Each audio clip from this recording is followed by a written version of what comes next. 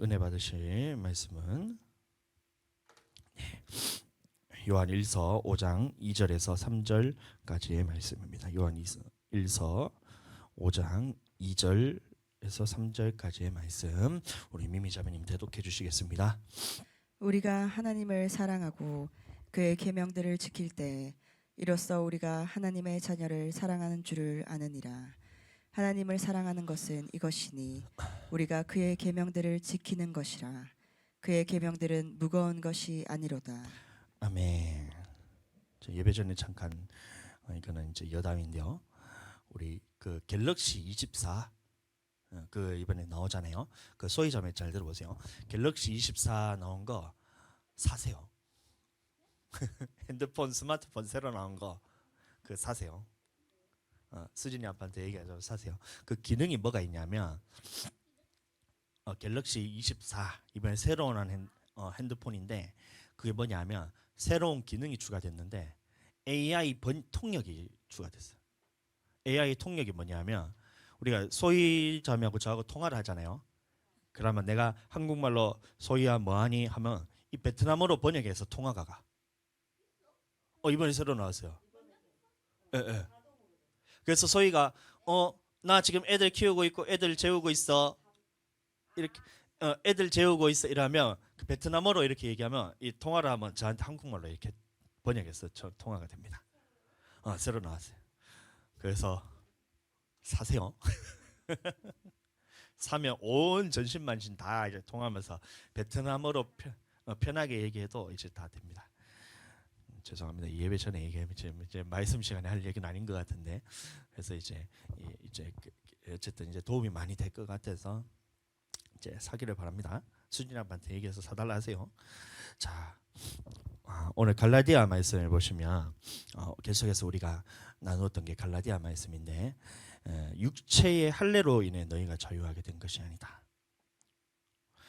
그리고 예수 그리스도의 믿음으로 너희가 자유하게 된 것이고 이 아브라함의 믿음과 같은 믿음을 가진 자로서 너희가 아브라함의 자손이 된 것이다. 자, 그러니까 할례파들처럼 율법의 행위, 다시 말하면 할례를 받는 이 행위로서는 의롭다함을 입을 자가 하나도 없고 할례라는 것은 구원을 받는 데는 아무런 의미가 없고 이 몽학 선생처럼 그리스도가 오시기까지 우리에게 이제 범법하여 더하여 주신 것뿐이다.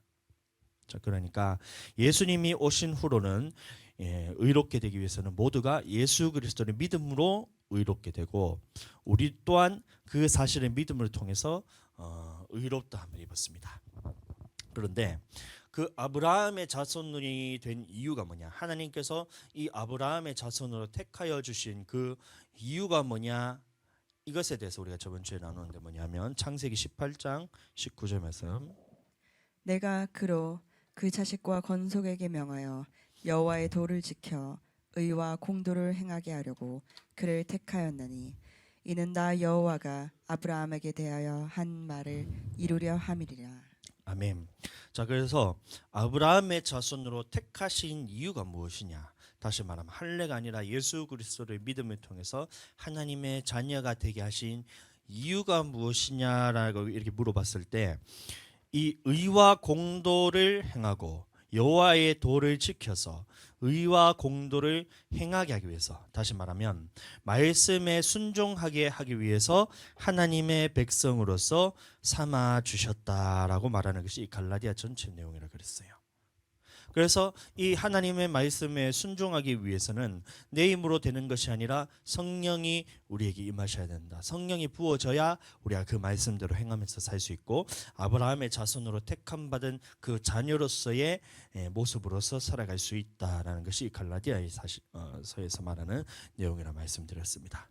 그래서 아브라함의 믿음이라 했을 때 갈라디아에서 말하는 아브라함의 믿음은 이 갈대아 우르를 떠난 내가 지시할 땅으로 갈 바를 알지 못하고 떠났던 그 믿음도 아니고 이삭을 하나님 앞에 바쳤던 그 믿음도 아니고 나의 씨를 통해서, 다시 말하면 예수 그리스도라는 이 후손을 통해서 내 씨 중에서 누군가 한 사람을 택하여 이 사람의 믿음을 통해서 의롭게 될 것이라는 이 믿음을 아브라함이 가졌다는 거예요. 자, 그래서 아브라함이 가졌던 첫 번째 믿음은 자기 자손 내 씨를 통해서 모든 사람이 의롭게 될 것이라는 이 믿음을 가지고 있었다는 겁니다. 자, 그 다음에 두 번째 아브라함의 믿음이 있었는데 무엇이냐면 이 약속의 땅으로 하나님의 자손들을 인도하여 낼 것이라는 이 믿음을 가지고 있었어요. 내가 네게 지시할 땅으로 가라. 그래서 가나안 땅에 대해서 하나님께서 약속하셨고 이 가나안 땅을 네 후손 중에서 하나님께서 택하셔서 그 땅을 정복하여서 그 땅에서 살게 할 것이다라는 이 약속을 하셨던 거예요. 그래서 이 아브라함이 이 믿음도 믿고 있었고 이제 세 번째 아브라함이 믿었던 믿음 무엇이냐면 이게 두 번째 세 번째는 아직 안 다뤘습니다. 이제 세 번째 믿음이 있었는데 무엇이냐면 이 아브라함을 택해서 하나님의 자손을 만들었다. 아브라함의 자손을 통해서 하나님의 백성을 삼으셨는데 그 이유가 무엇이냐? 이 의와 공도를 행하게 하기 위해서 아브라함의 자손을 택했다라는 이 믿음을 가지고 있었어요. 자, 그러니까 첫 번째는 하나님의 백성이 되고 의롭게 되는 것도 아브라함이 믿었고 이 자손들을 가나안 땅, 다시 말하면 영적인 가나안인 천국에 들어가게 하는 이 믿음, 하나님의 자녀들이 천국에 들어가서 영원토록 안식을 누리게 될 것이라는 이 믿음이 아브라함이 있었고 세 번째는 이렇게 자녀를 택하신 이유가 뭐냐? 하나님 앞에서 의와 공도를 행하게 하기 위해서 택하셨다는 이 믿음을 아브라함이 가지고 있었다는 겁니다. 자, 간략하게 얘기하는 겁니다. 그래서 이 세 가지 믿음을 가진 사람이라야 아브라함의 믿음과 같은 믿음이고 이 믿음을 가진 자라야 하나님 앞에서 똑같이 하나님 나라를 유업을 받을 수 있다라는 것입니다. 그런데 출애굽했을 때에 그 출애굽했는 세대가 있었는데 1세대들이 있었고 2세대들이 있었어요. 1세대라는 것은 뭐냐면 이 모세와 같은 시대에 살았던 20세 이상으로 계수되었던 사람들. 자, 그럼 2세대들은 뭐냐면 그 당시에 20세 이하로 계수되었던 사람들. 자, 나이가 중요한 것이 아니라 선악을 분별할 줄 아는 사람들입니다. 지각을 사용함으로 선악을 분별할 줄 알았던 1세대들이 있었고 선악을 사용하여 지각을 사용하여 선악을 분별할 줄 몰랐던 사람들이 2세대들이었는데 이 출애굽 1세대들은 누구냐면 모두가 이 모세를 통해서 할례를 받은 사람들이었어요. 근데 그럼에도 불구하고 이 가데스 바네아에서 가나안 땅을 정탐하고 왔을 때에 그 땅에 대한 악평을 합니다. 그 땅이 비록 비옥하고 적과 꿀이 흐르는 땅이라 할지라도 그 땅 거민들은 네피림의 후손 아낙자손이 있어서 아낙자손이 키가 3m씩 되거든요. 자, 골리앗 그거 뭐냐 옛날에 이스라엘 무슨 뭐 토기 그 유물 박람회 이런 데를 제가 간 적이 있었어요. 가보면 물맷돌 이런 것들이 있었는데 그 옆에 뭐가 있었냐면 골리앗 실제 크기 골리앗 이 벽에다 그림을 그려놨던 거예요. 반대 어떻게 보냐면 뭐 하승진 이런 사람이 우리나라에서 좀 크잖아요. 2m 한 20 정도 되잖아요. 그러면 이렇게 봐야 되잖아요. 골리앗을 보는데 이렇게 봐야 돼. 저기 한 3m 되는 천장에 그 얼굴이 거기 있어요. 그러니까 얘가 휙 돌려가지고 물맷돌을 던지려 했는데 안 맞춰도 안 맞더라고. 근데 가나안 땅에 그런 사람들이 살고 있었던 거예요. 그게 전쟁을 해서 이길 수가 없었다는 거예요. 자기들 생각에는. 그래서 이 우리는 그들이 보기에는 메뚜기와 같을 것입니다 하면서 낙심하고 이렇게 했지만 그 사람들이 가졌던 믿음이 없었던 것은 무엇이냐면 이 전쟁을 해서 이기지 못한다는 이 믿음이 없었던 것이 아니라 이 아브라함의 약속하셨던 두 번째 믿음 이게 없었던 거예요. 하나님의 자손을 통해서 가나안 땅에 들어가게 하실 것이라는 이 믿음이 없었다는 거예요. 그 가데스 바네아에서 정탐을 하고 왔을 때에 하나님께서는 하나님의 자손을 통해서 이 땅을 정복하여서 가나안 땅에 들이시겠다는 이 약속을 했고 아브라함은 그 약속을 믿었는데 이 출애굽 1세대들은 믿음이 없었는데 무슨 믿음이 없었냐면 하나님의 백성을 가나안 땅으로 인도하여 드릴 것이라는 이 믿음이 없었다는 거예요. 오늘날로 말하면 예수 그리스도를 믿은 하나님의 백성들을 천국으로 인도할 것이라는 이 믿음이 하나님 앞에서 없었다는 겁니다. 그래서 그 1세대들 중에서 오직 여호수아와 갈렙만이 아브라함과 같은 믿음을 가졌다라고 말하고 있어요. 소희자매님 문 좀 닫아주세요. 민수기 14장 8절 9절 여호와께서 우리를 기뻐하시면 우리를 그 땅으로 인도하여 들이시고 그 땅을 우리에게 주시리라. 이는 과연 적과 꿀이 흐르는 땅이니라. 다만 여호와를 거역하지는 말라. 또 그 땅 백성을 두려워하지 말라. 그들은 우리의 먹이라. 그들의 보호자는 그들에게서 떠났고 여호와는 우리와 함께 하시느니라. 예, 그러니까 이 여호수아와 갈렙만이 이 아브라함의 후손을 통해서 가나안 땅 약속의 땅에 들이실 것이라는 믿음을 가졌고, 나머지 사람들은 믿음이 없었는데 뭐라고 표현하고 있냐면 여호와를 거역했다라고 말하고 있어요. 하나님께서 이 약속의 땅을 하나님의 후손에게 주신다는 약속을 하셨는데 그 말씀을 듣고 거역을 했다는 거예요. 믿음이 없어서. 자, 그래서 우리가 오늘날 천국에는 어떻게 들어가나요 하면 이 아브라함의 자손에게 예수 그리스도를 믿음을 통해서 의롭게 된 믿음을 가진 자손에게 천국에 들어갈 능력을 주시는 거예요. 그래서 이것을 믿는 사람들은 천국에 들어가는 것이고 믿지 못하는 사람들은 여전히 천국에 들어가지 못하는 거예요. 하나님의 자손이 되는 믿음이 있다면 하나님의 자손들을 천국으로 인도하여 드리실 것이라는 이 믿음을 가지고 살아야 되는데, 아브라함의 자손, 영적인 아브라함 자손이 예수 그리스도의 믿음을 통해서 하나님의 백성이 되었음에도 불구하고 나를 하나님께서 천국으로 인도하여 드리실 것이라는 이 믿음을 가지지 못해서 오늘날 많은 사람들이 예수님을 믿음에도 불구하고 하나님 나라에 들어가지 못하는 거예요. 40년 광야 생활하는 동안 또 여호수아, 갈렙 그리고 출애굽 2세대들은 이 하나님이 아브라함의 자손으로 택하신 이 이유에 대해서도 믿음으로 살았다는 거예요. 그래서 이 40년 광야 생활하는 동안 훈련을 받는데 어떠한 말씀이라도 순종하는 이 훈련을 받습니다. 그래서 그 믿음을 소유하게 된 거예요. 그 40년이라는 시간이 지났을 때에 이제 가나안 땅을 정복하러 들어갑니다. 그래서 이제 그 가나안 땅을 바라보면서 여호수아가 또 정탐꾼을 보내요. 갔다 오고 난 다음에 믿음의 고백이 뭐냐면 저 땅 거민들이 간담이 녹아서 우리를 보고 떨고 있더이다. 우리가 가서 쳐들어가면 이 땅을 반드시 하나님께서 주실 것이라는 이 믿음을 가지고 그 다음에 들어가는데, 그 방법들을 보면 정말 이것은 사람의 방법으로 할 수 있는 일이 아니에요. 요단강 물이 이렇게 넘쳐서 흐르고 있다는 거예요. 얼마나 그 물이 높으면 이 곡식을 추수할 때 되면 언덕에까지 넘친다 했거든요. 그러면 오늘날로 말하면 3층 높이, 4층 높이 엄청나게 깊은 물이 그 흐르고 있는 이 가운데 요단 강물을 제사장들이 어깨에 있겠지 언약궤를 메고 밟으면 그 물이 끊어질 것이다. 아이고 하나님 좀 그 비가 올 때 말고 비가 좀 안 올 때 그런 가물 때 좀 건너라면 좋겠는데 그게 아니고 추수 때 되면 항상 물이 언덕에 넘치거든요. 추수 때가 되면 비가 오기 시작해서 그것이 추수 끝날 때까지 비가 오거든요. 그러니까 항상 물이 넘치는데 왜 하필이면 하나님 그때 그렇게 요단강을 건너게 하세요? 이렇게 안 하고 말하는 즉시 제사장들이 요단강물에 이제 언약궤를 어깨에 메고 요단강물을 딱 밟아서 물이 저 위에서부터 쌓이기 시작하는 거예요. 그래서 물이 끊어져서 그 믿음으로 건넜고, 이 전쟁 중에 그러면 우리는 어떻게 되면 즉 전쟁을 하기 위해서는 몸을 관리를 해야 되는데 딱 요단강을 건너자마자 하나님께서 가장 먼저 명령하신 것이 뭐냐면 할례를 행하라잖아요. 할례를 행하면 여기서는 한 사람이 저밖에 없는 것 같은데 한 일주일은 움직이지도 못하고 꼼짝달싹도 못합니다. 전쟁 생각도 못합니다.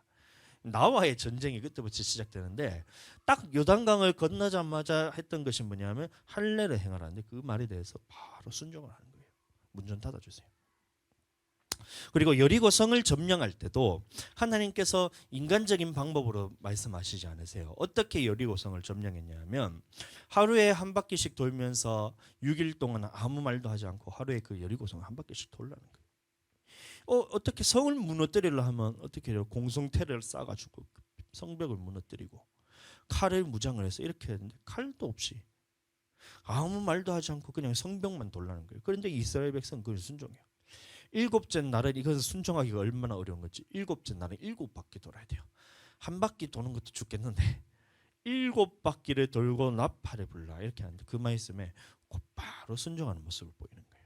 그러니까 어떠한 말씀이라도 순종하는 이 믿음을 이 출애굽 2세대들이 가졌고, 출애굽 1세대들은 이 광야 생활하는 동안에 이 믿음도 가지지 못했던 거예요.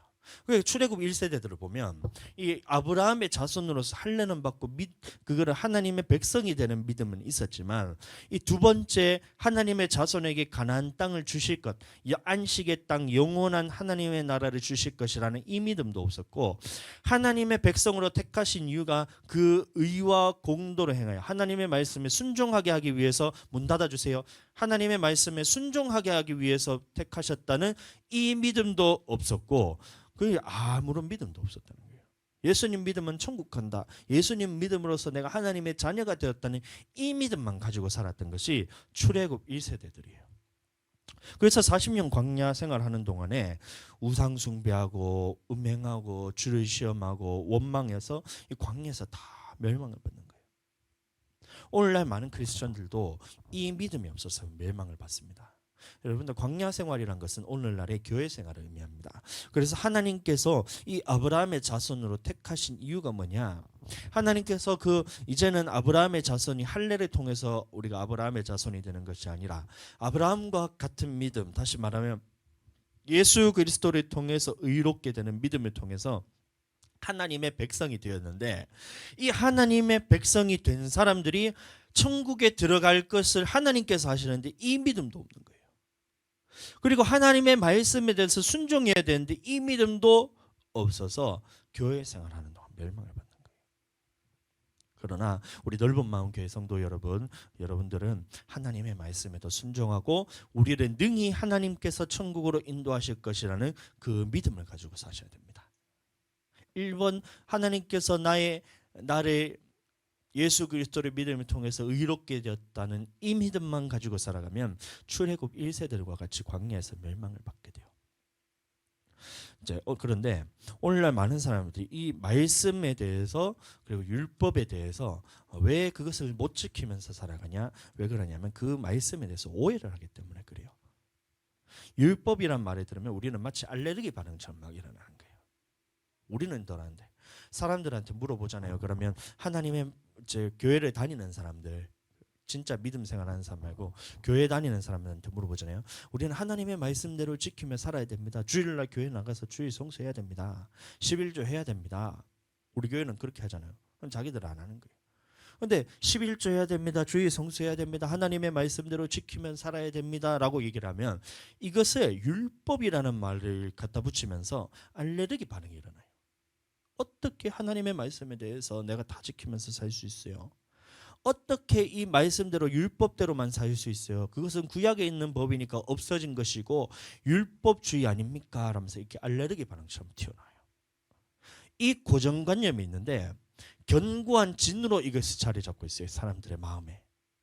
안 믿는 사람들은 물론이고 믿는 사람들 중에서도 말씀, 하나님의 말씀, 율법, 계명 이렇게 하면 이것을 견고한 진처럼 마치 이것을 하나님 앞에서 말씀에 순종하지 못할 것이라는 이 믿음이 진으로서 자리를 잡고 있어요. 견고한 진으로서. 이 견고한 진을 깨뜨리지 않는 이상 우리 인생에는 항상 고난이 찾아오게 됩니다. 갈라디아 5장 14절 말씀. 온 율법은 내 이웃 사랑하기를 내 자신같이 하라 하신 한 말씀에서 이루어졌나니. 아멘. 자, 그래서 우리가 금요일에도 이걸 잠깐 나누었지만 이 온 율법이 이웃을 사랑하는 이 말씀 하나에서 나온 것을 말하고 있어요. 그래서 이 말씀에 대해서 사람들이 거꾸로 해석을 합니다. 어떻게 해석하냐면 구약의 율법은 없어졌고 신약에 와서 예수님께서 완성시키신 법은 뭐냐면 사랑의 법이다. 그러니까 우리는 율법을 지키지 않아도 되고 사랑만 하면 된다. 이 사랑하라는 율법만 지키면 모든 율법을 다 지킨 것이다. 이렇게 얘기를 하면서 자기가 뭔 말하는지도 몰라요. 이게 무슨 말인지를 모르는 거예요. 그러면 사랑은 어떻게 하는 거예요? 사랑만 하면 된다면서요. 그러면 사랑은 어떻게 하는 거예요? 이런 물어보잖아요. 그러면 그때부터 사람들이 저마다의 정의를 다 내리기 시작한 거예요. 성경에서 찾지 않고. 사랑은 그래서 무엇이냐? 사랑은 아가페니, 스토르게니, 무슨 필리아니, 에로스니 하면서 이것을 사랑에 대한 정의를 자꾸 내리면서 막 이 중에서 가장 위대한 사랑은 아가페니, 우리는 하나님의 사랑으로 사랑해야 된다 이러는 거예요. 그래서 하나님의 사랑이 도대체 뭐냐고요? 그거에 대한 정의를 못 내리지 못한 거예요. 그럼 하나님의 사랑에 대해서 성경이 있지 않냐? 뭐 오래 참고 온유하고, 그럼 오래 참고 온유하는 거 알겠는데 그래서 하나님의 사랑을 하는 것이 뭐냐고요. 이에 대한 대답을 내리지 못하는 거예요. 이웃에 대한 사랑을 해야 된다. 그러면 사랑하기 위해서는 어떻게 해야 됩니까? 사랑하는 방법을 알려주세요 하면 진하게 사랑해야 된다. 진짜로 사랑해야 된다. 이러고 있어요. 쳇바퀴 도는 거예요. 이런 식으로 성경을 바라보니 하나님을 사랑할 수도 없는 거예요. 하나님의 사랑을 하지 않는 거예요. 못하는 거예요. 이웃을 사랑하라는 이 말씀에 대해서 지키고 싶어도 그 방법에 대해서 모르니까 이 사랑에 대한 저마다의 정의를 내리면서 자기식대로 사랑하기 시작합니다. 예를 들어서 100명이 있다면 사랑의 방법이 100가지가 돼요. 10,000명이 있다면 사랑의 방법이 10,000가지가 됩니다. 사랑하는 방법이 다 달라요. 누구는 가만히 내버려 두는 게 사랑하는 방법이에요. 우리 민미 집사님이나 저 같은 경우에는 가만히 놔놓으면 그게 회복되고 사랑하는 방법이에요. 좀 귀찮게 좀 안 했으면 좋겠어요. 근데 어떤 사람은 매일 주구장창 연락하면서 관심 가지면서 선물해주면 이렇게 하면 또 좋아하는 사람, 그게 또 사랑의 방법이 있는 사람들이 있어요. 그럼 이에 맞춰서 그 사람에 맞춰서 해줘야 되는데 나는 연락하는 것이 좋아가지고 주구장창 낮부터 밤까지 계속해서 연락하고 밤새도록 새벽에도 연락하고 이러면 우리 같은 사람들은 그걸 하면 노이로제 걸려가지고 이건 사랑이 아니고 이거를 나를 그냥 진액을 다 빼는 그런 고통이잖아요. 그러니까 이런 사랑의 방법들이 다 다른데 이 자기 사랑에 대한 정의를 하나님 앞에서 내리지 않으니까 교회 안에서는 어떤 일이 일어나겠어요? 성도들끼리 만났을 때 서로 사랑을 하지 못하는 거예요. 분쟁이 일어나고 다툼이 생기는 겁니다. 주일 성수에 대해서도 마찬가지잖아요. 누구는 주일 성수 해야 된다. 누구는 주일 성수를 뭐 한 번씩 빠져도 된다. 주일 성수를 한 번씩 빠져도 된다는 말이 나는 도대체 그게 무슨 말인지 나는 아직까지 이해는 못 하겠어요. 숨을 쉬고 있는데 숨을 쉬는 것은 당연히 해야 되는 거지만 한 번씩 숨을 안 쉬어도 된다. 그래도 살 수 있다. 이런 건가?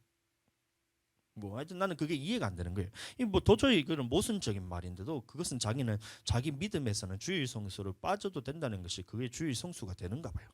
근데 이 둘이 만나면 어떻게 둘이 서로가 하나가 될 수가 있겠어요? 둘 중에 한 사람이 내려놓고 포기를 해야 되는데 그러면 둘 중에 누가 포기를 해야 되는 거예요? 당연히 빠져도 된다는 사람이 포기를 해야 되는데 오늘날 이게 거꾸로 되는 경우가 굉장히 많아요. 주일 성수에 대해서 서로 얘기를 하잖아요. 안 믿는 사람하고 얘기를 하면 그 사람들은 당연히 하나님을 믿지 않기 때문에 주일 성수란 개념 자체가 없잖아요. 주일날 지 먹고 사는데 바쁘고 지 놀러 가는 게 바쁘지. 근데 믿는 사람들 안에서도 주일 성수를 하지 않아도 된다라고 생각하는데 그렇게 세상을 버타면서 살아가요. 여러분들 주일 성수 안 하는 것이 그게 그냥 주일 성수를 안 하는 것 같죠. 근데 그 중심을 들여다보잖아요. 그 안에는 무엇이 있냐면 물질을 섬기는 게 들어있어요. 왜 주일 성수를 못해요? 주일에서 피곤해서요? 주일날 일을 해서요? 그러면 그것에 대해서 중심에 대해서 다시 들여다보잖아요. 주일날 왜 피곤해요? 월화수목금토 돈 버는데 일하는데 바빠가지고 자기 육신에 대해서 다 쓰는 거예요. 주일은 없기 때문에. 그러니까 거기다 다 쏟아 놓으니까 주일에서 피곤한 거예요. 그러면 그 중심이 어디에 맞춰져 있냐면 하나님의 예배 드리는 게 맞춰진 게 아니라 월화수목금토 자기 일하는 데 초점을 맞춘 거예요. 그러면 일은 왜 해요? 돈 벌기 위해서 한 거잖아요.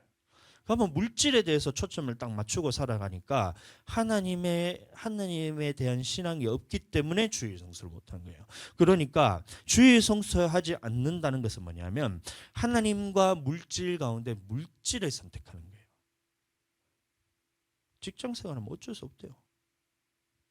나는 직장 생활하면서 주일 성수를 빠진 적이 없거든요. 주일 성수만 안 빠진 게 아니고 수요일, 금요일, 토요일, 수련회 무슨 교회 행사 제가 빠진 적이 없어요. 정말 지금 생각해보면 완전히 정신 나간 짓이에요. 어떻게 그런 담대함이 나는지 이사님이 불러가지고 이거를 무조건 와가지고 일을 해야 된다는데 나는 선교하러 가야 되겠다는 거예요. 하나님의 감동이었어요. 선교하러 간다는 거예요. 2주 동안 일을 못 나온다는 거예요. 이사님이 딱 듣고 나왜 얼마나 고리띵했을까. 근데 보내주는 거예요. 희한하게 돈까지 직화가지고 보내주는데 중요한 건 그 다음에 갔다 와서 제가 일을 했더니만 난리가 났잖아요. 슈퍼마켓에 제가 납품을 해야 되잖아요. 영업을 하니까.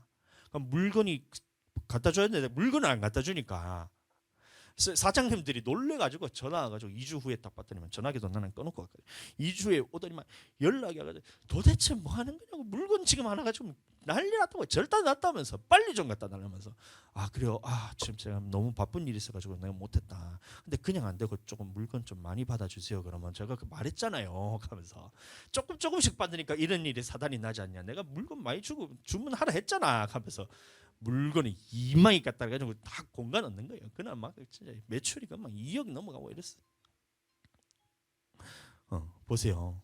주의 성수하지 않는 거, 그게 뭐냐면 물질과 하나님 가운데 물질을 선택하는, 그것을 보고 우상 숭배라는 거예요. 사랑하는 여러분, 직장 주일에는 원래 무조건 직장에 대해서 문을 닫아야 돼요. 여러분들, 이 네 집에 거하는 종이라도 안식일에는 일하는 것이 금지되어 있다는 하나님의 말씀, 여러분들 믿음으로 받아들이시게 되기를 축복합니다. 이 민수기 15장을 보시면 어떤 말씀이냐면, 이 안식일을 범하는 사람이 하나 나와요. 다시 민수기 15장을 보시면 안식일에 나무를 하늘 가르는 사람이 나옵니다. 그래서 처음으로 안식일에 범한 사람이 나오는데, 이 안식일을 범한 사람에 대해서 어떻게 처리해야 될지를 몰라서 이 모세와 아론이 어떻게 하냐면 가두어 두었다가 여호와께 묻습니다. 하나님, 이 안식일에 나무하러 간 사람을 우리가 어떻게 해야 됩니까? 이렇게 물었을 때 하나님께서 말씀하시는 게 뭐냐면 진 밖으로 끌어내서 돌로 치라, 이렇게 말하고 있어요. 저는 우리 성도님들은 별로 걱정이 없어요. 미미 집사님도 저는 걱정이 안 되고, 이 새로 오신 선생님도 저는 별로 걱정이 안 돼요. 주일에 대해서 믿음이 좋은 선생님이라 걱정이 안 되는데, 이 수학 선생님 제가 조금 걱정이 되는 거예요. 뭐냐면 학생이 주일밖에 시간이 없어서 학원 문을 열어달라 하면 장소만 제공해달라고, 이렇게 하면 우리는 어떻게 해야 돼요? 시험 기간 다 돼서 공부할 시간이 없어서 주일밖에 시간이 안 된다, 이렇게 하면 그러면 어떻게 해야 돼요? 가게 문을, 학원 문을 열어야 돼요? 안 된다는 거예요. 신명기 5장 14절 말씀 보세요. 일곱째 날은 내 하나님 여호와의 안식일인즉 너나 내 아들이나 내 딸이나 내 남종이나 내 여종이나 내 소나 내 낙이나 내 모든 가축이나 내 문 안에 유하는 객이라도 아무 일도 하지 못하게 하고 내 종이나 내 남종이나 내 여종에게 너같이 안식하게 할지니라. 아멘.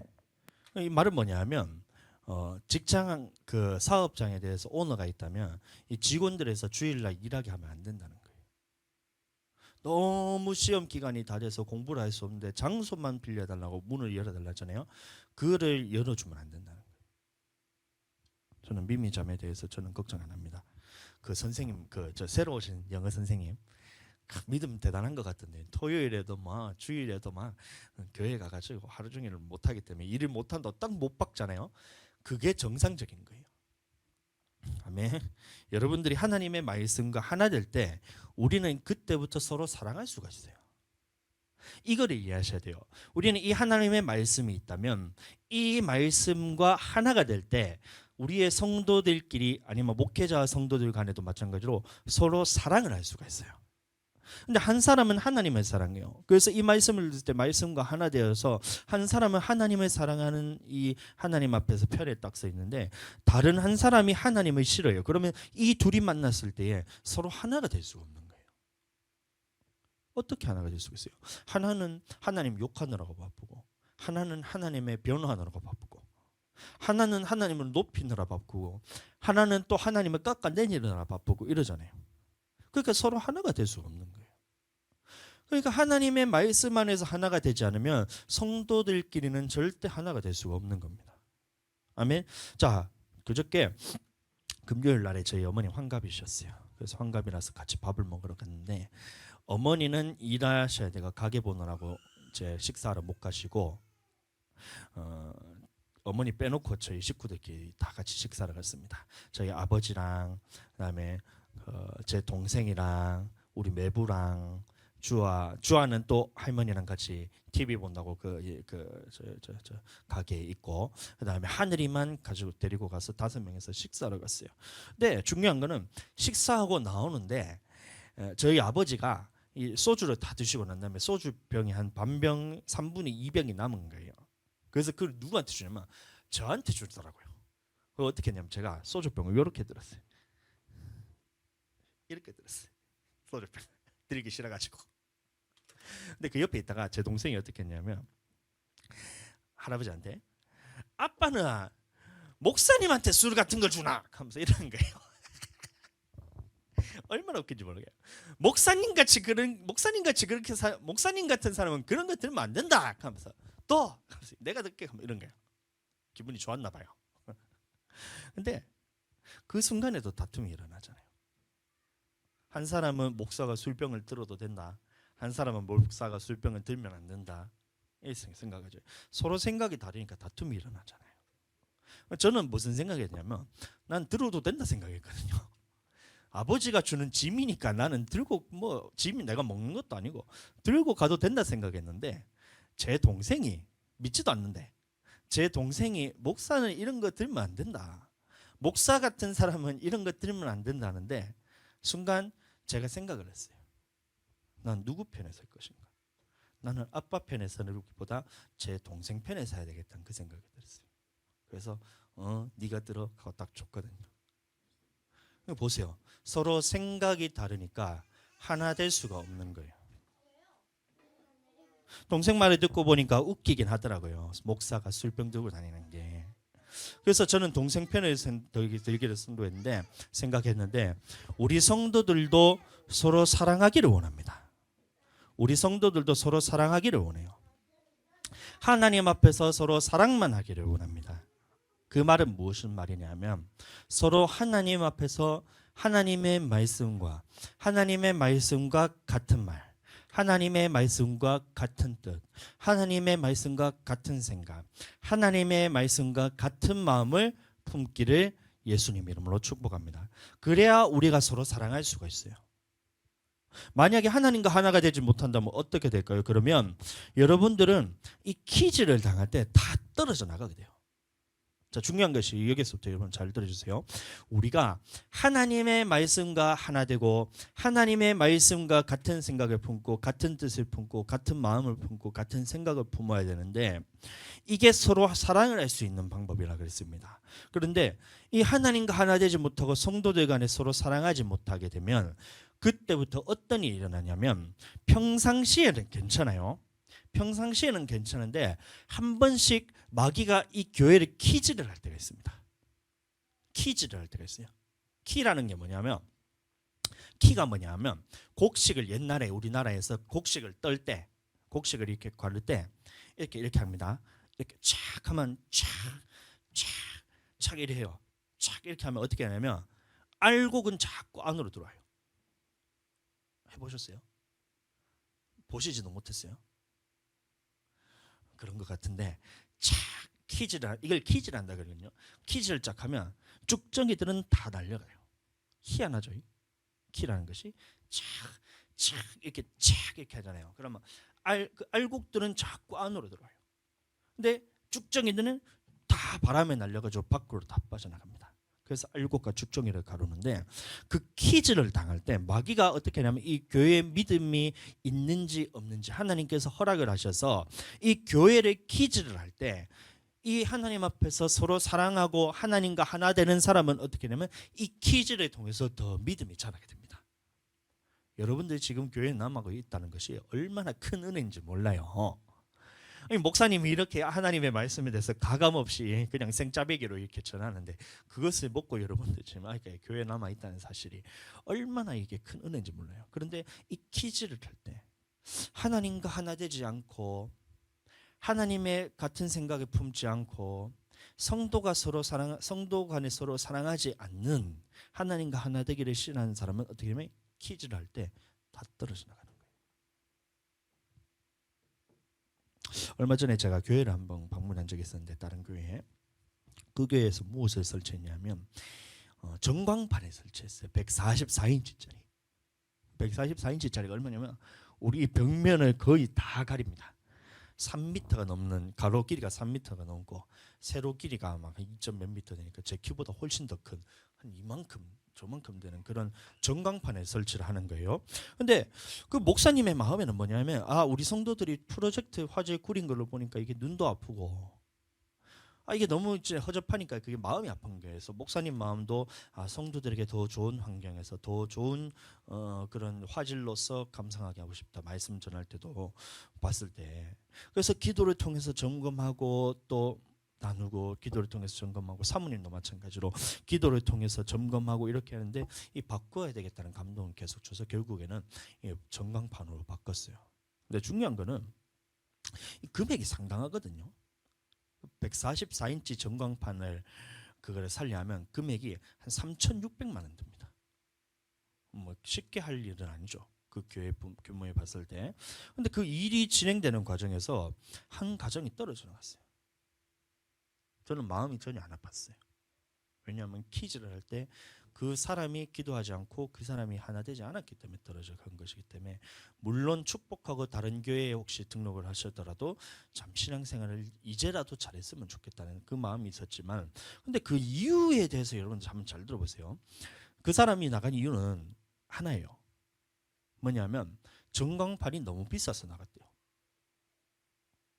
근데 좀 웃긴 게 뭐냐면 결과를 봤을 때는 이 3,600만 원이나 되는 그 전광판을 얼마 주고 샀냐면 연말 세일 무슨 세일 해가지고 2천만 원 초반대에 그 전광판을 설치를 했어요.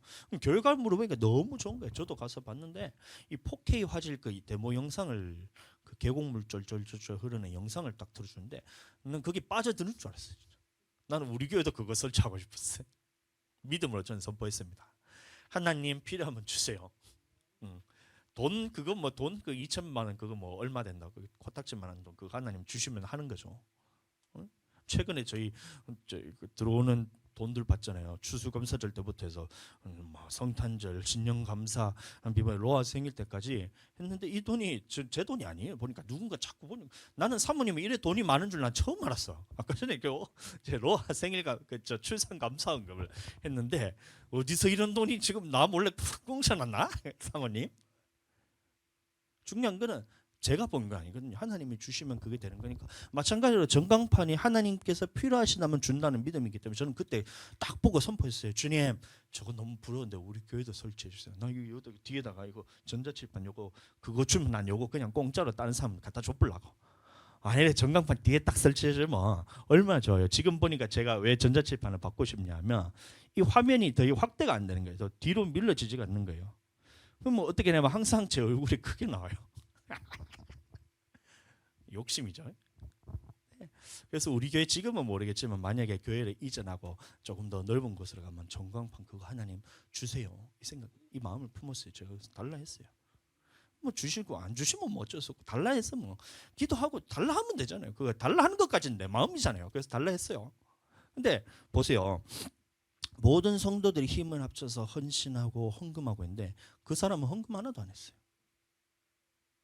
돈이 비싸다고 해서 헌금이라도 하든가.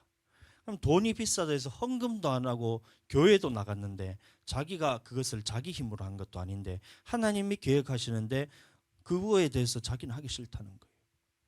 돈이 너무 비싸서 나간다는 거예요. 그 중심을 잘 들여다보세요. 돈이 비싸서 나간 게 아니에요. 금액이 많이 들어서 나간다는 성도 한번 그 마음의 중심을 보세요. 헌금 하나 하지 않고 그 금액이 크대요. 중심에 들여다보면 돈이 많고 적음이 아닙니다. 자기 마음, 자기 뜻대로 되지 않으니까 자기는 전광판으로 바꾸기가 싫은 거예요. 그런데 목사님으로부터 시작해서 모든 성도가 하나 되어서 전광판을 바꾸자라는 이 마음을 품고 으쌰으쌰하면서 하나가 되어서 합쳐서 하나가 되니까 어떻게 생각이 드냐면 자기 마음속에 이 사람 모두가 하나가 되어서 내 뜻에 대해서 반대하는구나. 이 마음이 자기 중심에 있는 거예요.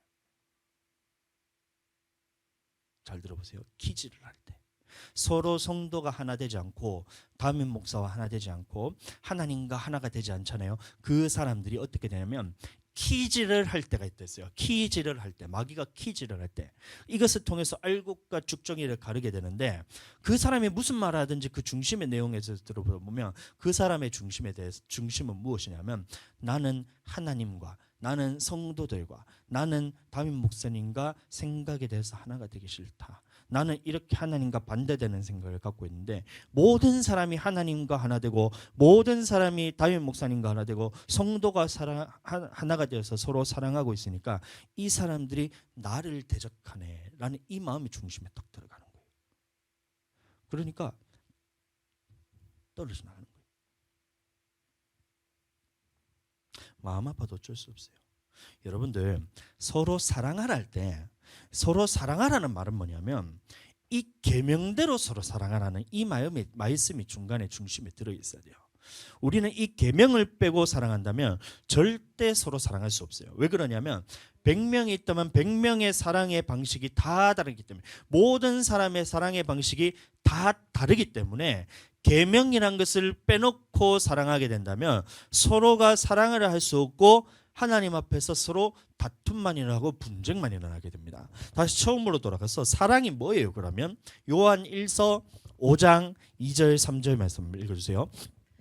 우리가 하나님을 사랑하고 그의 계명들을 지킬 때 이로써 우리가 하나님의 자녀를 사랑하는 줄을 아느니라. 하나님의 자녀를 사랑하는 것은 네 이웃을 사랑하는 것과 똑같습니다. 다음. 하나님을 사랑하는 것은 이것이니 우리가 그의 계명들을 지키는 것이라. 그의 계명들은 무거운 것이 아니로다. 예. 깜빡하네요.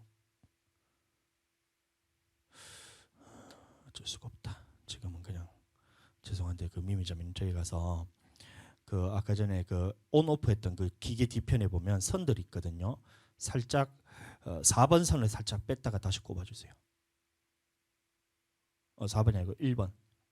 1번 선을 뺐다가 다시 꼽아주세요. 꼽아주세요. 꼽았어요? 오케이. 능력자시네요. 됐습니다. 자, 그러니까 여기서 말씀을 보시면 하나님의 자녀를 사랑하는 것을 우리가 어떻게 할 수 있냐? 그의 계명들을 지킬 때 할 수 있대요. 이웃 사랑을 그러면 어떻게 하냐? 그의 계명들을 지킬 때 이웃 사랑하는 것을 우리가 할 수 있다는 겁니다. 그 다음에 하나님을 사랑하는 것은 이것이니 그것도 그의 계명들을 지키는 것이래요. 그럼 하나님을 사랑하는 방법이 뭐냐? 하나님의 계명을 지키는 것이다. 이런 말하고 있어요. 이게 다시 말하면 하나님의 계명을 지키는 것이 하나님을 사랑하고 하나님의 이웃을 사랑하는 것이다. 이것은 똑같은 말이다라고 말한 거예요. 그러니까 이 계명에 대해서 빼놓고 서로 사랑한다고 말하면 서로 사랑할 수가 없는 거예요. 이 원리는 제가 몇 번 말씀드렸듯이 이 계명에는 하나님과 하나님의 이웃들을 사랑하는 방법들이 기록이 되어 있습니다. 그러면 하나님을 사랑하는 방법이 무엇이냐? 사랑이 무엇이냐? 하나님을 사랑하는 방법이 무엇이냐? 여호와 외에는 다른 신을 두지 않는 것이 하나님을 사랑하는 방법이다. 마찬가지잖아요. 남편과 아내가 있어요. 여러분들도 다들 결혼하셨잖아요. 아내와 남편이 있는데 남편이 아내를 사랑한다 하면서 자꾸 다른 여자랑 자꾸 마음을 나누고 이렇게 해요. 그럼 그 아내를 사랑한다 할 수가 있어요? 마찬가지로 아내도 남편이 있음에도 불구하고 자꾸 다른 남자랑 자꾸 마음을 나누고 이렇게 하는 거예요. 그러면 그게 남편을 사랑하는 거예요. 그게 아니잖아요. 아내와 남편 사이에 다른 어떠한 존재도 끼어서 안 되잖아요. 그게 사랑이잖아요. 마찬가지로 하나님 외에는 다른 신이 없다라는 말이 뭐냐면 하나님과의 나와의 관계에 있어서 어떤 다른 존재도 끼일 수 없다라는 것을 하나님께서 우리에게 말하는 거예요. 그리고 그것이 하나님을 사랑하는 방법이다 라고 말하는 거예요. 그러니까 계명대로 하나님을 사랑하지 않으면 우리는 하나님을 제대로 사랑할 수 없는 겁니다. 하나님 외에는 다른 신은 없다는데 이것을 율법이니 율법주의니 그것은 구약에서 없어졌냐 하면 그러면 하나님 외에도 다른 신이 있다고 얘기를 해야 되잖아요. 그게 어떻게 하나님을 사랑하는 방법이 될 수가 있어요? 그러니까 이 율법에 대해서는 없어지지 않았는데 많은 사람들이 이 율법에 대해서 없애버립니다. 왜냐하면 하나님 말고 다른 신을 내게 두고 싶기 때문에. 하나님을 사랑하는 방법이 아닌데 하나님의 말씀과 하나 되었는데 계명에 대해서 빼놓고 생각하니까 하나님을 사랑할 수가 없는 거예요. 우상숭배 마찬가지잖아요. 우상숭배가 왜 우상숭배하지 말라는 거예요? 천하보다 우리를 하나님께서는 더 귀하게 여기고 계시다는 거예요. 그래서 하나님을 1번, 우리는 2번, 그 다음에 모든 만물 피조물들은 3번이잖아요. 그래서 이것은 다스릴 존재로 우리가 섬겨야 할 대상이 아니다. 근데 우상 숭배라는 것은 뭐냐면 네가 2번의 자리가 아닌 3번의 자리로 내려가서 이것을 섬기는 거니까 하나님이 보셨을 때는 네가 스스로 가치 없는 자로 여기지 않느냐. 그러니까 우상 숭배하지 말라는 말은 뭐냐면 하나님이 너를 좀 제일 사랑한다. 이 얘기를 하고 있잖아요. 그럼 하나님이 나를 사랑한다면 나는 그것을 우상 숭배하지 않는 것이 하나님을 사랑하는 것이구나. 계명 안에 그것이 들어있다는 거예요. 여호와 이름을 망령되이 일컫지 말라. 당연한 거잖아요. 여러분들 사랑한다면 그 사람의 이름을 먹칠을 하고 싶어요? 저는 안 그렇더라고요. 제가 교회 모교회를 나왔을 때 부사역자 생활을 하면서 제가 1번 마음을 가졌던 것이 뭐냐면 제일 먼저 결단했던 게 뭐냐면 우리 이 모교회에 있던 그 담임 목사님의 이름에 누가 끼치는 일을 하지 말자. 물론 하기도 했어요. 근데 무의식적으로 내가 실수해서 한 건 있지만 이 항상 제 마음에는 이 그 목사님에 대해서 누가 되는 행위를 내가 하지 말자 목회를 하는 동안에 그 마음이 지금도 있어요. 왜 그래요? 사랑을 하면 당연히 그 이름에 대해서 먹칠하고 싶지 않은 거예요. 그럼 하나님과의 관계에 있어서도 내가 하는 모든 행동과 내가 하는 말들이 하나님 앞에서 먹칠되는 일을 안 하고 싶은 게 당연한 거잖아요. 그게 사랑이잖아요. 근데 이것을 율법이나 계명이니 하면서 없었다면 여호와의 이름을 망령되이 일컬어야 되잖아요. 하나님의 이름에 똥칠을 하고 댕겨야 되잖아요. 그러면서 하나님을 사랑한다. 이거는 말이 안 되는 겁니다.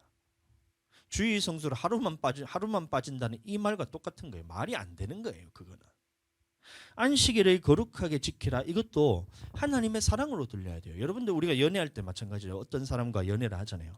사모님과 제가 연애를 할 때 이 날에 약속을 하고 이 날만큼은 나와 함께 시간을 보내고 이 시간에 이 장소에서 만나요 하고 약속을 했다. 한번 생각해 보세요. 그런데 그 시간이 다 되었는데 한 사람은 여기서 기다리고 있는데 다른 한 사람이 그 약속 장소에 나타나지 않는 거예요. 그러면 먼저 나가서 기다리는 사람은 어떻게 돼요? 그냥 하염없이 기다리잖아요. 걱정되기도 하고.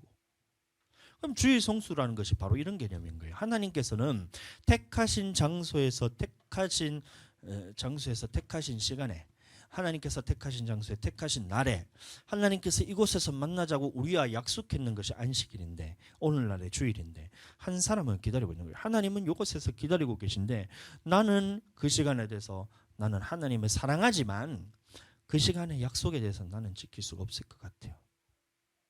이런 거예요. 사랑하는 거 맞아요. 주일은 나를 사랑하는 하나님이 날짜와 시간과 장소, 다시 말하면 택하실 이름이 있는 이곳에서 나와 만나는 날이에요. 그래서 주일 성수란 것이 하나님을 사랑하면 당연히 주일 성수를 할 수밖에 없는 거예요. 그런데 일이 바쁜 게 돈 때문이잖아요. 돈 때문에 온갖 핑계를 대면서 만나기 싫어한다. 이거는 하나님을 사랑하는 게 아니란 거예요. 하나님을 사랑하는 방법이 아니란 거예요. 자, 그러니까 그 속에 하나님의 사랑함이 없어서 주일 성수도 안 하면서 하나님을 사랑합니다 이렇게 얘기하잖아요.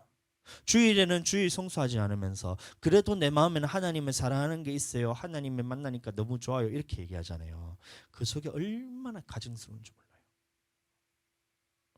들여다보시면 이 속에 얼마나 가증스러운지 어떤 느낌이냐면 이 뱀이 그냥 내 볼을 이렇게 막 이렇게 휘감으면서 이렇게 막 타고 막 기어오르는 느낌이에요. 하나님을 사랑한다 입술로는 고백하지만 주일에 교회 나오지 않고 하나님을 나는 그래도 사랑해 하잖아요. 그 속에서 얼마나 가증스러우냐면 이 뱀이 내 볼을 막 타고 이렇게 기어오르는 느낌이에요. 그래서 계명에는 하나님을 사랑하는 방법이 기록된 것이 계명이라는 거예요. 그래서 이 말씀과 하나 될 때 우리는 하나님을 사랑한다라고 말할 수 있는 것입니다.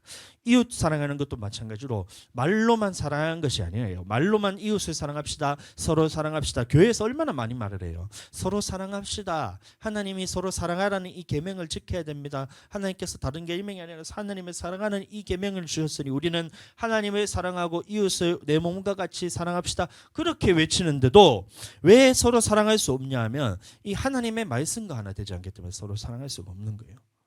이 궁핍함을 보고 형제의 궁핍함을 보면 도와주는 것부터 시작해서 부모를 공경하라는 말씀도 이웃을 사랑하는 방법이에요. 그러니까 이 고르반해서 하나님께 드리면서 아버지께 드릴 것을 부모님께 드리면서 되었다 하지 말고 이렇게 무시하지 말라는 거예요. 부모님께 드린 것을 무시하지 말라는 거예요. 환갑 때 그래서 제가 그냥 챙겨간 게 아니에요. 10만 원 이렇게 챙겨간 게 아니고 처음에는 제 사모님이 30만 원 하자 이렇게 해가지고 했는데 제 마음이 너무 불편한 거예요. 그래서 있는 돈 없는 돈 다 끌어 모아서 이제 1월 사례비를 제가 좀 받았습니다.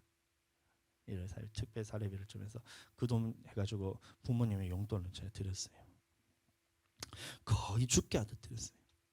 찾아뵙고 인사드리고 했는데 그러니까 하나님께 드릴 것은 하나님께 드리고 부모님께 드릴 것은 부모님께 드려라. 이게 뭐냐면 부모님과 자식 간에 서로 사랑하는 방법이란 거예요. 고르반하는 것은 사랑하는 방법이 아니란 거예요. 하나님께 드릴 것은 하나님께 드리고 부모님께 드릴 것은 부모님께 드리고 하나님을 찾아뵙고 하나님 사랑하는 것은 사랑하고 부모님을 봤을 때도 부모님에 대해서 사랑을 하는 거예요. 그래서 제가 오면서 부모님, 어머니 환갑 축하드려요. 오래오래 건강을 사세고 안아드리고 하고 이렇게 해서 제가 왔잖아요. 쑥스럽다고요. 안 해보던 걸 해가지고. 그게 계명이라는 거예요. 방법에 대해서 말하는 것이 계명입니다. 살인하지 말고 간음하지 말고 오늘날은 미워하는 것도 살인이라 해서 미워하지 말고 음욕을 품는 것도 간음이라 했으니까 음욕을 품지 말고 이웃을 사랑한다면 이런 것들을 하면 안 된다는 거예요. 도둑질하지 말고 거짓 증언하지 말고 이웃의 집을 탐내지 말고 이웃에 대해서 사랑한다는데 이웃의 집의 것을 도둑질할 수가 있어요? 나는 소희 자매를 너무 사랑해요. 근데 내가 소희 자매 집 가가지고 있는 물건 없는 물건 다 도둑질해가 내가 오면 내가 소희를 사랑하는 거야? 아니잖아요.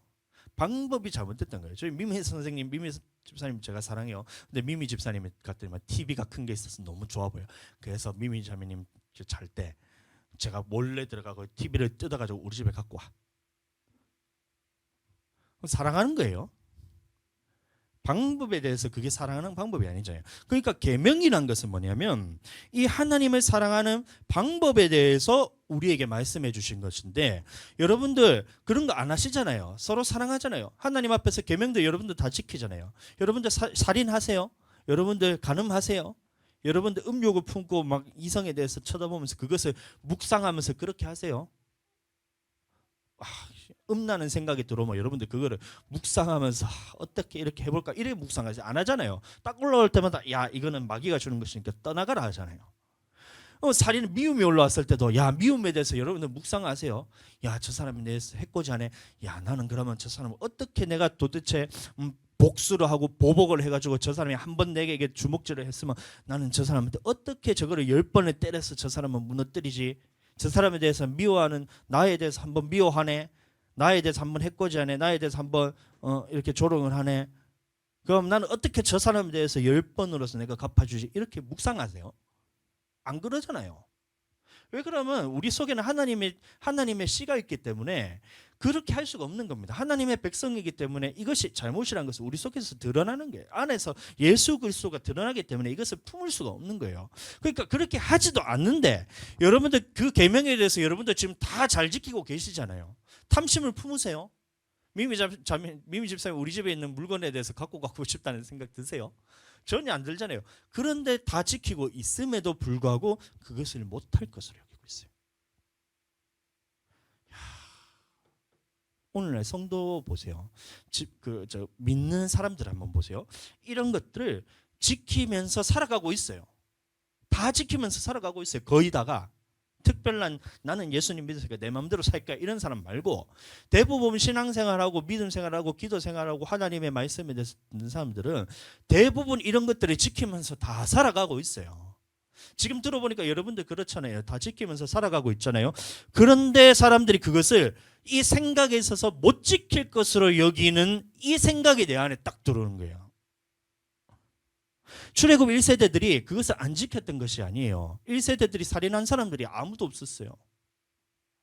말씀을 잘 보시잖아요. 출애굽 1세들이 사람들을 살인했다라는 말씀이 하나도 없어요.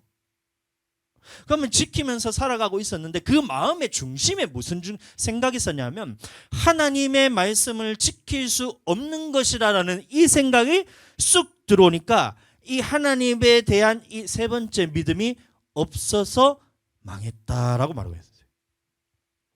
믿음이 없어서 멸망을 받았다. 아브라함의 자손이면 그 택하신 이유가 그 자손들이 의와 공도를 지켜서 행하기 위하여 하나님의 백성을 삼으셨다라는 이 믿음이 있어야 되는데 실제로 그렇게 살아갔었어요. 음행을 할 수가 없는 거예요. 왜냐하면 백주대낮에 사람들이 다 지켜보는 눈이 있잖아요. 그러니까 서로 어떻게 음행을 할 수가 있어요. 모압 평지에 갔을 때 라야지 그때 돼서 첫 번째로 음행을 합니다. 민수기를 잘 보세요. 그러면서 출애굽 40년 광야 생활 동안에 음행을 이스라엘 백성들이 한 번이라도 한 적이 있는지 한번 찾아보세요. 한 번도 한 적이 없어요. 그런데 언제 음행을 하게 되냐면 이 고스비 사건 때 이 모압 여인들이 그 자기들의 우상 숭배하는 그 쪽에 이스라엘 백성들을 부르는 거예요. 초청을 하는 거예요. 그 남자든 여자든 이렇게 들어가서 그걸 뭐라면 술 마시면서 이렇게 막 자기들의 그 바알 신상에게 막 예배를 드리거든요. 그 사람들이. 그럼 그 모습이 어떻게 하냐면 남자와 여자가 이거를 하면 그러면 그것을 보고 그 바알 신상이 흥분해서 이것을 정액을 쏟아내면 그것이 이 땅에 비로 내린다. 이런 생각을 하는 거예요. 그러니까 그곳에 참여를 했다가 그때 처음으로 음행을 하는 거예요. 그럼 그 전까지는 뭐냐면 이 이스라엘 백성들은 하나님의 말씀을 모든 것을 다 지키면서 살고 있었다는 거예요. 그럼에도 불구하고 하나님의 말씀을 지키면서 살 수 없다라는 이 미혹이 이것이 딱 들어가 버리는 순간 하나님 앞에서 그 믿음이 사라지는 거예요. 이 믿음이 없었다는 거예요. 어떻게 하나님의 말씀대로 다 순종하면서 살 수 있어? 라는 이 유혹이 딱 들어가는 순간 어떻게 됐냐면 이스라엘 백성들이 광야에서 멸망을 받는 거예요. 자, 그러니까 하나님께서는 이 하나님을 사랑하기 위해서 또 이웃을 사랑하기 위해서 이 계명을 주셨는데 계명이란 것을 주셨는데 오늘날 우리들에게는 예수님이 완성되신 이 마음의 법까지도 하나님께서 주셨는데 이 계명이란 것을 못할 것으로 여기고 한 번이라도 하나님의 말씀을 들여다보면 이것을 우리가 모두 다 지키면서 지금 살고 있어요. 그럼에도 불구하고 한 번이라도 보기만 하면 이것을 다 할 수 있다는 것이 하나님의 백성이라면 누구나 다 할 수 있다는 것이 깨달아지는데 못할 일이 아니라 하나님의 사랑하는 방법이 이거라는 것이 깨달아지는데 믿어지지가 않으니 출애굽 1세대들과 같이 순종할 수가 없는 거예요. 결과 하나님을 사랑하고 이웃을 사랑하는 이 율법 예수님께서 한 가지 율법으로 완성시키셨고 온 율법이 이 한 가지에서 나왔다 그랬잖아요. 근데 이 한 가지 율법을 지키지 못해서 천국에 들어가지 못합니다. 계명에 대해서 잘 이해하지 못해서. 그래서 우리는 이 서로 사랑하라는 것, 하나님을 사랑하는 것도 믿음으로써 우리는 하나님을 사랑할 수 있어요. 우리는 믿음으로써 서로를 이웃을 사랑할 수가 있어요. 하나님의 말씀을 믿는 믿음 안에 우리는 하나님을 사랑할 수 있는 것이고 하나님의 말씀을 믿는 믿음 안에서 서로 이웃을 사랑할 수 있는 것이지 이 믿음이 없이는 우리는 서로 사랑할 수가 없다는 거예요. 출애굽 1세대들이 그랬던 것처럼 결국은 이 한 가지 율법을 지키지 못해서 천국에 못 들어갑니다. 그러니 사랑하는 넓은 마음 우리 가족 여러분, 우리는 이 계명을 지키는 것이 하나님을 사랑하는 방법인 것을 알고 이 여호수아와 갈렙처럼 또 출애굽 2세대들처럼 어떠한 말씀이라도 하나님 앞에서 지키는 것이 이것이 아브라함과 같은 믿음이구나. 이것이 못할 것이 아니라 하나님께서 우리에게 가능케 하셨구나. 모든 사람이 다 지켜 행할 수 있는 것이구나 라는 이 믿음 안에서 우리가 살아가게 되기를 예수님 이름으로 축복합니다.